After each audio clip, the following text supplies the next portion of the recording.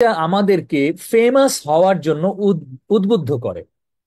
এবং এই ফেমাস হতে চাওয়ার আকর্ষণটা আসলে শুধু যে শিশু কিশোর যুবক যুবতীদের ভিতরেই আছে তা নয়, এটা যে কোনো বয়সের মানুষকে আকৃষ্ট করতে পারে। এখানে আমি আপনি আমরা কেউই এই ধরনের ওয়াসওয়াসা মুক্ত নই। সুতরাং আমাদেরকে সোশ্যাল নেটওয়ার্ক ব্যবহারে চরম সাবধানতা অবলম্বন করতেই হবে এবং আমাদের সন্তানদেরকে এই ধরনের অ্যাপ ব্যবহার থেকে বিরত রাখতেই হবে। এই অ্যাটেনশন সিকিং বিষয়টা আসলে মানুষের ভেতরে একটি বৈশিষ্ট্য, কিন্তু সেটা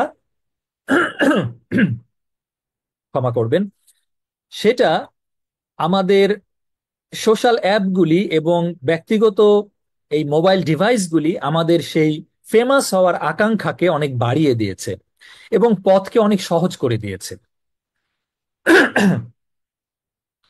যেমন দেখেন, পূর্বে যখন আমাদের যার যার হাতে ব্যক্তিগত মোবাইল ফোন ছিল না, বড়জোর ঘরে ঘরে হয়তো বা টেলিভিশন ছিল, সেটাই ছিল তখনকার স্ক্রিন ডিভাইস, এবং পত্রপত্রিকা ছিল।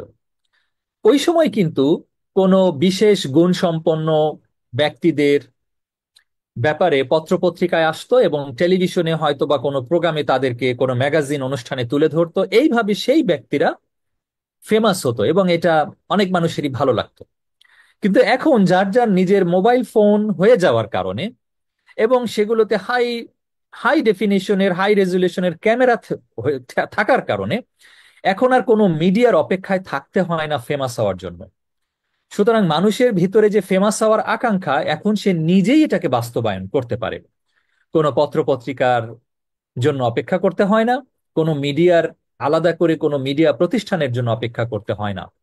কারণ এখন সোশ্যাল অ্যাপগুলি আমাদেরকে নিজেদের পেজ তৈরি করার সুযোগ দিয়েছে, নিজেদের অ্যাকাউন্ট তৈরি করার সুযোগ দিয়েছে এবং সেখানে নিজেদের ছবি ভিডিও কথা যা খুশি তা যখন খুশি তখন যতবার খুশি ততবার আমরা পোস্ট করতে পারি। এবং সেখানে যে সোশ্যাল এনগেজমেন্ট, সেখানে লাইক লাভ এবং কমেন্ট করা, এগুলো আমাদেরকে এমন ভাবে ডুবিয়ে রাখে যে আমাদেরকে ফেমাস হওয়ার আকাঙ্ক্ষাটা আরো বাড়িয়ে দেয়। এবং আমরা বিভিন্ন সময় দেখেছি যে রিলিজিয়াস পার্সনরাও এই ধরনের ফেমাস হওয়ার রোগ থেকে, ফেমাস হওয়ার আকাঙ্ক্ষা থেকে মুক্ত ছিল না। এবং তাদের ভিতরে অনেকেই আহ আল্লাহ সুবহানাহু ওয়া তাআলা তাদের প্রকৃত চেহারা প্রকাশ করে দিয়েছেন। এবং আমরা তাদের অনেকেরই ব্যক্তিগত এই সমস্ত বিষয়গুলো যখন প্রকাশ পেয়ে গেছে, আমরা তখন খুব অনেকেই অবাক হয়েছি, কষ্টও পেয়েছি যে দিনের পথে থাকা মানুষগুলো অনেক সময় এই ধরনের সোশ্যাল এনগেজমেন্টের কারণে আহ ক্ষতিগ্রস্ত হয়েছে। আমি এই বিষয়ে একটু বেশি কথা বলছি কারণ দেখেন, আসলে মানুষের ভিতরে ফেমাস হওয়ার আকাঙ্ক্ষাটা শয়তানের পক্ষ থেকে চরম মাত্রায় ওয়াসওয়াসা আসে এবং এটা থেকে আমি প্রথমেই বললাম, আমি আপনি কেউ মুক্ত নই। আমাদের এখান থেকে বারংবার আল্লাহ সুবহানাহু ওয়া তাআলার কাছে আশ্রয় চাইতে হবে যে আল্লাহ সুবহানাহু ওয়া তাআলা যেন আমাদেরকে এই ওয়াসওয়াসা মুক্ত রাখেন। হ্যাঁ, আউযু বিল্লাহি মিনাশ শাইতানির রাজিম। দেখেন, আমরা অলরেডি বিগত অনেক বছর ধরে দেখছি যে এই ফেমাস হতে গিয়ে, হ্যাঁ, মানুষের কাছে আরো বেশি পরিচিত হতে গিয়ে মানুষ অনেক রিস্কি রিস্কি কাজ করেছে।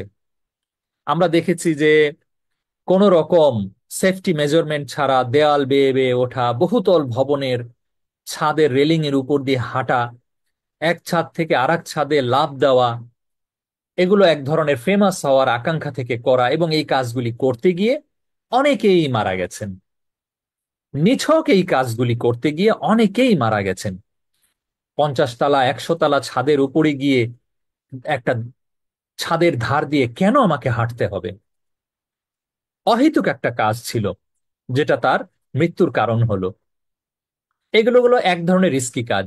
এছাড়াও বিভিন্ন দ্রুত গতিতে যানবাহন চালানো, হ্যাঁ, সে অনেক জোরে মোটর বাইক চালাতে পারে, অনেক জোরে গাড়ি চালাতে পারে, অনেক আঁকাবাঁকা ভাবে মোটর বাইক চালাতে পারে। এ ধরনের কাজ করতে গিয়ে বলতে গেলে গড়ে প্রতিদিন মোটর বাইক অ্যাক্সিডেন্ট হচ্ছে এবং এগুলি কিন্তু প্রধানত কিশোর এবং যুবকরা করে থাকে।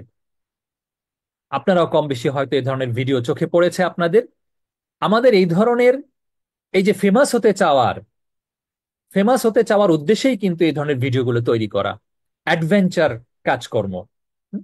এছাড়াও মনে করেন ফেমাস হতে গিয়ে অনেকে, এটা আমাদের দেশে হয়তো বা এতটা হয়েছে কিনা জানি না, বিদেশে অনেকেই করেছে, সেটা হচ্ছে প্লাস্টিক সার্জারি, বা ফেমাস হতে গিয়ে তার চেহারার পরিবর্তন, তার শারীরিক শারীরিক কাঠামো পরিবর্তন, এগুলো করতে গিয়ে তাদের চেহারা পরিপূর্ণ বিকৃত হয়ে গিয়েছে, তাদের শারীরিক কাঠামো বিকৃত হয়ে গিয়েছে, তারা আরো অন্যান্য অসুখ বিসুখে আক্রান্ত হয়ে গিয়েছে।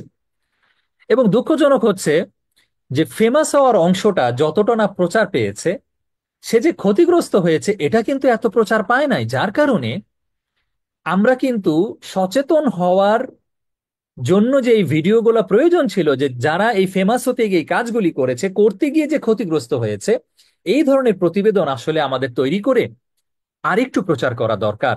যেটা আজকে প্রোগ্রামের অংশ হিসেবে আমি বলছি, তেমনি এ ধরনের আপনারাও চেষ্টা করবেন এ ধরনের কোনো কিছু পেলে সন্তানদের সঙ্গে আলোচনা করা, যে দেখো নিছক এই কাজগুলি করতে গিয়ে সে মৃত্যুর কারণ হয়ে গেল, তার মৃত্যু হলো।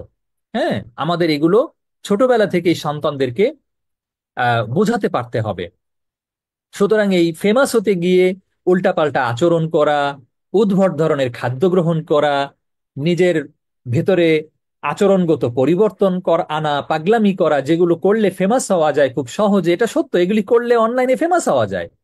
কিন্তু এগুলো যে ইসলামী দৃষ্টিকোণ থেকে কোন কোন কাজ যে একদমই নাজায়েজ কাজ, হারাম কাজ, অহেতুক কাজ, অযথা কাজ, এবং আমরা মুসলিমরা যে অহেতুক অযথা কাজে সময় ব্যয় করতে পারি না, সময় যে আমাদের জন্য রিজিকের একটা গুরুত্বপূর্ণ অংশ, এবং পরকালে শেষ বিচার দিবসে আমরা যে আমাদের সময় নিয়ে জিজ্ঞাসা করা হবে আমাদেরকে, এই ব্যাপারগুলি আমাদের নিজেদেরকে এবং আমাদের সন্তানদেরকে সব সময় নাসিহা করতে হবে।